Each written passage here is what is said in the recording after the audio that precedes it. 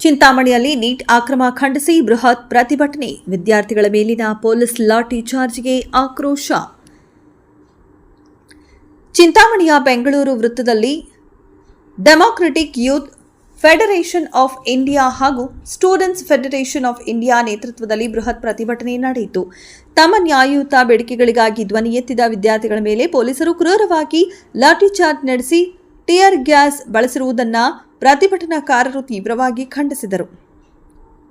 ಈ ವೇಳೆ ಮಾತನಾಡಿದ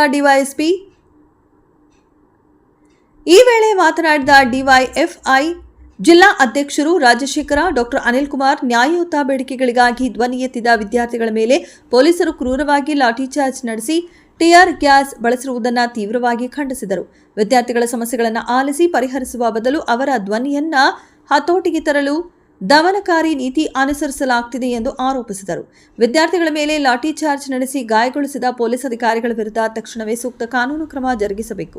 ದೌರ್ಜನ್ಯಕ್ಕೊಳಗಾದ ವಿದ್ಯಾರ್ಥಿಗಳಿಗೆ ತಕ್ಷಣವೇ ನ್ಯಾಯ ಒದಗಿಸಬೇಕು ಹಾಗೂ ಗಾಯಗೊಂಡವರಿಗೆ ಪರಿಹಾರ ನೀಡಬೇಕು ಎಂದು ಆಗ್ರಹಿಸಲಾಯಿತು. ಪ್ರತಿಭಟನೆಯಲ್ಲಿ ರಮಣ, ಚೆನ್ನರಾಯಪ್ಪ, ಲಕ್ಷ್ಮೀನಾರಾಯಣ, ಆನಂದ ರೆಡ್ಡಿ, ರಾಜ್ಕುಮಾರ್ ಸೇರಿದಂತೆ ಅಪಾರ ಸಂಖ್ಯೆಯಲ್ಲಿ ವಿದ್ಯಾರ್ಥಿಗಳು ಭಾಗವಹಿಸಿದ್ದರು. ಈಗ ಪ್ರಶ್ನೆ ಎತ್ತಿದಾಗ ಕೆಲವರು ಮಾಧ್ಯಮದವರು ಮತ್ತೆ ಕೆಲವರು ಕೇಳ್ತಾ ಇರೋದೇನಪ್ಪಾ ಅಂತಂದ್ರೆ, ಈಗ ಬಿಜೆಪಿ ಸರ್ಕಾರದಲ್ಲಿ ಮಾತ್ರ ಈ ಲೀಕ್ ಆಗ್ತಾ ಇದೆಯಾ, ಮುಂಚೆ ಕಾಂಗ್ರೆಸ್ ಮತ್ತೆ ಜೆಡಿಎಸ್ ಸರ್ಕಾರ ಇದ್ದಾಗ ಲೀಕ್ ಆಗಿಲ್ವಾ ಅಂತ ಇದ್ದಾರೆ. ಅವರು ಅವಾಗ್ಲೂ ಲೀಕ್ ಆಗಿದೆ, ಈಗಲೂ ಲೀಕ್ ಆಗ್ತಾ ಇದೆ. ಆದ್ರೆ ಅವಾಗ ಲೀಕ್ ಆಗ್ತಾ ಇದ್ದಕ್ಕೂ ಇವಾಗ ಲೀಕ್ ಆಗ್ತಾ ಇದಕ್ಕೂ ಒಂದು ವ್ಯತ್ಯಾಸ ಇದೆ. ಆ ವ್ಯತ್ಯಾಸವನ್ನ ನಾವು ಇಲ್ಲಿ ಗಮನಿಸ್ತಾ ಇದ್ರೆ, ನಾನು ಹೇಳ್ತಾ ಇದ್ದೀನಿ, ಇವತ್ತು ನಾನು ಇದೇ ಊರಲ್ಲಿ ಬೆಳೆದಂತವನು, ಈಗ ಇದೇ ಊರಲ್ಲಿ ಇರ್ತಕ್ಕಂಥವನು. ನಮ್ಮ ವಿದ್ಯಾರ್ಥಿಗಳಿಗೆ ಮುಂದಿನ ದಿವಸಗಳಲ್ಲಿ ಭವಿಷ್ಯ ಇಲ್ಲ. ಇವತ್ತು ಕೋಮು ದ್ವೇಷವನ್ನ ವಿದ್ಯಾರ್ಥಿಗಳಲ್ಲಿ ಬಿತ್ತಲಾಗಿದೆ. ಜಾತಿ ಧರ್ಮಗಳ ಮಧ್ಯೆ ಒಂದು ದ್ವೇಷವನ್ನ ಬಿತ್ತಿ ಇವತ್ತು ಒಂದು ಕೋಮುವಾದಿ ದ್ವೇಷ ರಾಜಕಾರಣವನ್ನ ಇವತ್ತು ಮಾಡ್ಲಿಕ್ಕೆ ಇವೆಲ್ಲವೂ ಕೂಡ ಸಹಕಾರವಾಗಿ ಮಾಡ್ತಾ ಇದ್ದಾರೆ ಅನ್ನೋದನ್ನ ನಾವು ಅರ್ಥ ಮಾಡ್ಕೊಳ್ಬೇಕಾಗ್ತದೆ. ಇದು ಕೇವಲ ಒಂದು ಪ್ರಶ್ನೆ ಪತ್ರಿಕೆಯ ಲೀಕ್ ಮಾತ್ರ ಅಲ್ಲ. ಬಹಳ ಗಮನವಿಟ್ಟು ಕೇಳಿ ದಯವಿಟ್ಟು ವಿದ್ಯಾರ್ಥಿಗಳು. ಇವತ್ತೇನಾಗ್ತಾ ಇದೆ ದೇಶದಲ್ಲಿ, ನಾವು ನಮ್ಮದು ಪ್ರಜಾಪ್ರಭುತ್ವ ವ್ಯವಸ್ಥೆ. ಯಾವ ರೀತಿಯಾದಂತ ಪ್ರಜಾಪ್ರಭುತ್ವದಲ್ಲಿ ಅನೇಕ ವಿಧಾನಗಳಿದೆ. ನಮ್ಮದು ಭಾರತ ದೇಶದ ಸಂವಿಧಾನವನ್ನು ಬರೆದಂತಹವರು. ನಾವು ಚುನಾವಣೆ ಮಾಡ್ಕೊಂಡಿರ್ತಕ್ಕಂಥದ್ದು, ಆಯ್ಸ್ಕೊಂಡಿರ್ತಕ್ಕಂಥದ್ದು ಸಂಸದೀಯ ಪ್ರಜಾಪ್ರಭುತ್ವ ವ್ಯವಸ್ಥೆ, ಪಾರ್ಲಿಮೆಂಟರಿ ಡೆಮೋಕ್ರಸಿ ಅಂತ ಕರಿತೀವಿ. ಈ ಸಂಸದೀಯ ಪ್ರಜಾಪ್ರಭುತ್ವ ವ್ಯವಸ್ಥೆಯಲ್ಲಿ ನಾವು ಮತವನ್ನ ಚಲಾಯಿಸಿ ನಮ್ಮನ್ನು ಆಳ್ವಿಕೆ ಮಾಡಲಿಕ್ಕೆ ಬೇಕಾಗಿರ್ತಕ್ಕಂಥ ನಾಯಕರನ್ನ ನಾವೇ ಚುನಾವಣೆ ಮಾಡಿ ಅವರನ್ನು ಆಯ್ದು ಕಳಿಸ್ತೇವೆ. ಅಲ್ಲಿ ಹೋಗಿ ಅವರು ನಮ್ಮ ಪರವಾದಂತ ಕಾನೂನುಗಳನ್ನ ಮಾಡಬೇಕಾಗ್ತದೆ. ಆ ರೀತಿ ಕಾನೂನುಗಳನ್ನ ಮಾಡಿದಾಗ ಅದನ್ನ ಜಾರಿ ಮಾಡಬೇಕಾಗಿರ್ತಕ್ಕಂಥವ್ರು ಯಾರು? ಕಾನೂನು ಮಾಡತಕ್ಕಂಥದ್ದು ಪಾರ್ಲಿಮೆಂಟ್ ಮತ್ತೆ ಅಸೆಂಬ್ಲಿಯಲ್ಲಿ.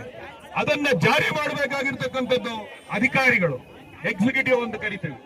ಆ ಅಧಿಕಾರ ಸ್ಥಾನಗಳನ್ನ ತುಂಬಿಸ್ಲಿಕ್ಕೆ ಈ ರೀತಿಯಾದಂತ ಪರೀಕ್ಷೆಗಳು, ಎಂಟ್ರೆನ್ಸ್ ಎಕ್ಸಾಮ್ಗಿದೆ. ಅಂದ್ರೆ ಇಲ್ಲೀಗ ಪೊಲೀಸ್ ಅವರು ಬಂದು, ನೀವು ವಿದ್ಯಾರ್ಥಿಗಳು ಎಲ್ಲ ರಸ್ತೆ ರೋಕ ಮಾಡಿದಿರಿ, ಎಲ್ಲರಿಗೂ ತೊಂದರೆ ಆಗ್ತಾ ಇದೆ ಅಂತೇಳಿ 10 ನಿಮಿಷಗಳ ಕಾಲ ತೊಂದರೆ ಅನುಭವಿಸಲಿಕ್ಕೆ ಸಾಧ್ಯ ಇಲ್ಲ ಈ ಪೊಲೀಸ್ ಅವರು.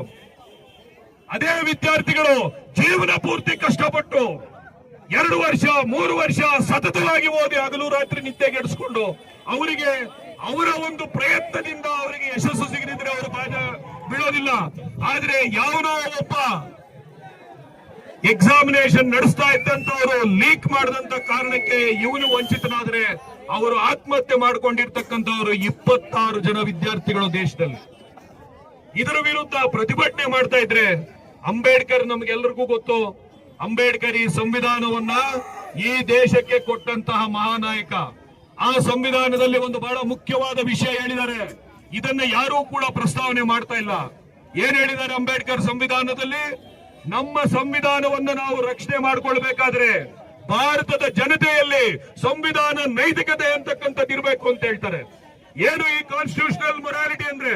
ಸಂವಿಧಾನ ನೈತಿಕತೆ ಅಂದ್ರೆ ಏನು ಅಂತಂದ್ರೆ, ನಾವು ಚುನಾವಣೆ ಮಾಡಿ ಯಾರು ನಾಯಕರಿದ್ದಾರೆ, ಯಾರು ಎಂಪಿಗಳಿದ್ದಾರೆ, ಯಾರು MLAಗಳಿದ್ದಾರೆ, ಯಾರು ಪ್ರೈಮ್ ಮಿನಿಸ್ಟರ್ ಇದ್ದಾರೆ, ಯಾರು ಚೀಫ್ ಮಿನಿಸ್ಟರ್ಗಳಿದ್ದಾರೆ, ಅವರು ಜನಪರವಾದಂತ ಆಡಳಿತ ಮಾಡದಿದ್ರೆ, ಅವರು ಸಂವಿಧಾನಬದ್ಧವಾಗಿ ನಡ್ಕೊಳ್ತಾ ಇದ್ರೆ, ಸಂವಿಧಾನದ ಮೂಲ ಆಶಯಗಳಾದ ಸ್ವಾತಂತ್ರ್ಯ, ಪ್ರಜಾಪ್ರಭುತ್ವ, ಸಮಾನತೆ, ನ್ಯಾಯ, ಭ್ರಾತೃತ್ವ, ಸೆಕ್ಯುಲರಿಸಂ ಇದರ ವಿರುದ್ಧ ಏನಾದರೂ ಅವರು ನಡೀತಾ ಇದ್ರೆ ಆಗ ಜನತೆ ಬೀದಿಗಿಳಿದು ಅವರ ವಿರುದ್ಧ ಪ್ರತಿರೋಧವನ್ನು ಒಡ್ಡಬೇಕು. ಹಾಗೆ ಒಡ್ಡಿದಾಗ ಮಾತ್ರ ನಾವು ಸಂವಿಧಾನ ನೈತಿಕತೆಯನ್ನ ಪ್ರದರ್ಶನ ಮಾಡಿದಂಗೆ ಅಂತೇಳಿ ಅಂಬೇಡ್ಕರ್ ಹೇಳ್ತಾರೆ. ಇದನ್ನು ಯಾವತ್ತು ಭಾರತ ದೇಶ ಮಾಡೋದಿಲ್ವೋ ಆವತ್ತು ನಮ್ಮ ಸಂವಿಧಾನ ಸತ್ತೋಗುತ್ತೆ ಅಂತೇಳಿ ಅವರು ಬಹಳ ಸ್ಪಷ್ಟವಾಗಿ ಸಂವಿಧಾನವನ್ನ ಈ ನಾಡಿಗೆ ಅರ್ಪಿಸಿದಂತ ದಿನ 1945ರಲ್ಲಿ ಅವರು ಬಹಳ ಸ್ಪಷ್ಟವಾಗಿ ಹೇಳಿದ್ದಾರೆ. 49ರಲ್ಲಿ ಈಗ ಏನಾಗಿದೆ ನಮ್ಮ ದೇಶ